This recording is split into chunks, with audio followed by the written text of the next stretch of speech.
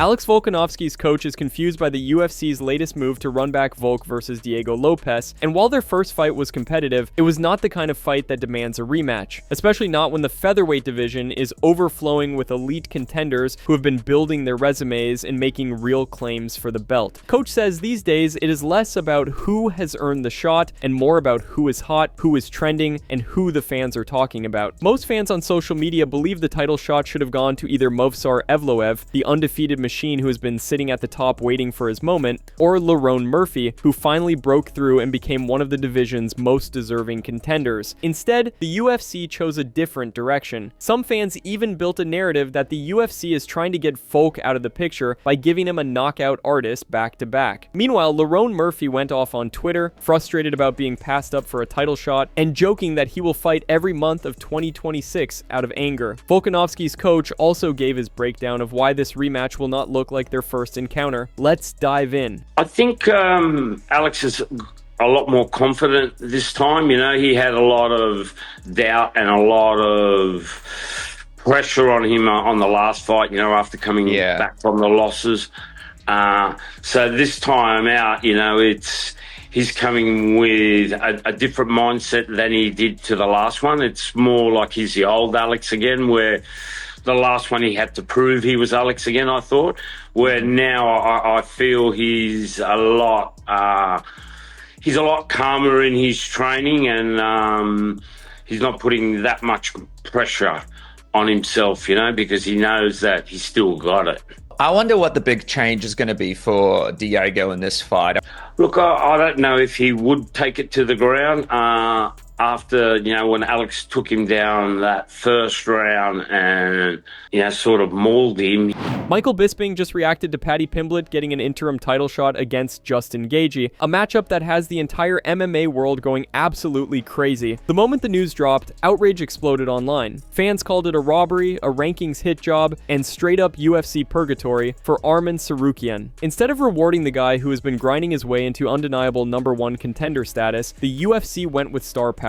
Paddy's hype, Justin's guaranteed violence, the storyline, the clicks, merit got pushed to the side. It is similar to the lightweight version of what happened with Volkanovski and Diego Lopes. Someone with more star power, more heat, more virality got the shot over the guy who actually earned it. And to make it worse, Dana confirmed that the winner of Justin versus Paddy will face Ilia Topuria later in 2026. That means Tsarukyan, who is already frustrated after being snubbed, is now forced into sitting on the sidelines for almost the entire year. The pullout from the Makhachev rematch cost Tsarukyan a lot. That was supposed to be his moment to cement himself, and instead, the division moved on without him. What are your predictions for this fight? Leave your comments below. Now let's dive into Bisping's reaction. Now we know an interim champion basically means the #1 contender, but if Paddy can pull it off, unbelievable. That'll be 4 champs, 2 interims and 2 legit, well 3 legit now with Tom being promoted from the UK that have become champions. And for Justin Gaethje, this is the final go. This is the final crack of the whip.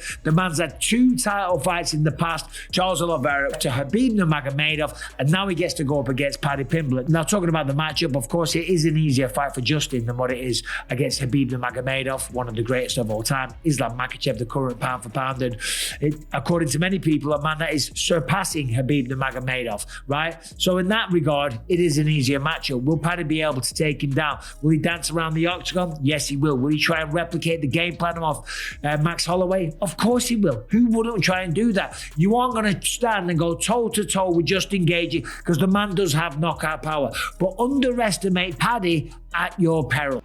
Ilia Topuria is facing a massive lawsuit that could reshape his life. The 28-year-old Georgian star is caught up in a messy divorce and custody battle with his wife Georgina Bedell, whom he married in 2022. The couple shares 2 young kids, a son and a daughter, and Spanish media revealed earlier this month that Bedell is seeking 50% of Topuria's estimated $10 to $15 million net worth coming from UFC paydays, endorsements, and sponsorships. Things got messier with claims that that Topuria messaged other women, which Badel is reportedly using in court to strengthen her custody case. The timing couldn't be worse for his career. El Matador announced on November 27th that he would step aside to focus on his children and resolve this situation, also making sure the UFC's lightweight division doesn't stall while he sorts things out. That cleared the way for Justin and Paddy for the interim title at UFC 324 in January. MMA fans and fighters, including Max Holloway, have rallied behind Topuria, sending messages of support as he navigates this rough patch. Between his career and personal life, Ilia has a lot on his plate. How he manages the cage and the courtroom at the same time is something every MMA fan will be watching closely. Ilia hasn't said much about this, aside from a tweet and an interview with a Georgian journalist a few weeks ago where he opened up about the divorce, though he didn't share any details about the lawsuit at the time. ანუ ერთი არის ის რომ რაღაცას რო იოცნებებ ვიზუალიზაციას რო გააკეთებ და რა თქმა უნდა რო გწამს რომ მოხდება, მაგრამ მეორე არის უკვე რეალობაში როცა მოდის ეს ყველაფერი და მაგ მომენტებს ცხოვრობ, ხო? თვალგახელილი ოცნებობ ესე რო ვთქვა. და ეგ მომენტი იყო რომ ღმერთო ჩემო, ხო იცი რომ ეს მომენტი მოვიდა ჩემ თავს რო უყურებდი, იმიტომ რომ ამდენი წლები არის მაინც ერთად მოვდივართ ვიცით რა მომენტში შეგვიძლია ერთმანეთს ანუ მივაწვეთ და ხმა მივცეთ ხო იცი რომ როგორი მომენტია იცი რომ კი ნერვიულობ გეშინია მაგრამ არავის თოფი არ დაუდია თავზე და არ დაუძალები მე თვითონ გავაკეთე ამის ვიზუალიზაცია მე თვითონ მინდოდა და არ რჩება მაგ მომენტში შანსი იმის გარდა რომ უბრალოდ დატკბე ღმერთის ნაჩუქარი მომენტები. Just weeks out from UFC 324, Umar Nurmagomedov has officially been booked to face Deiveson Figueiredo, and this fight carries massive implications. If Umar comes out on top, there's no question he's next in line for a rematch with Merab Dvalishvili. The Dagestani is the only fighter in recent memory who made a fight with Dvalishvili competitive. Everyone else gets steamrolled. Merab, fresh off his latest dominant victory over Corey Sandhagen, hasn't been shy about calling out Umar. In a recent interview with Kamaru Usman and Henry Cejudo, he called out Umar for being fake on social media and letting other people post tweets on his behalf. This matchup with Figgy is more than just another fight. It's Umar's shot to prove he belongs at the top, to stake his claim for a rematch with the champ, and to remind the world why he's one of the most dangerous prospects in the division. I will never let my manager or my friend or my brother to tweet for me to say words it's not even mine, So that was like a lot of disrespectful words from him from the Twitter,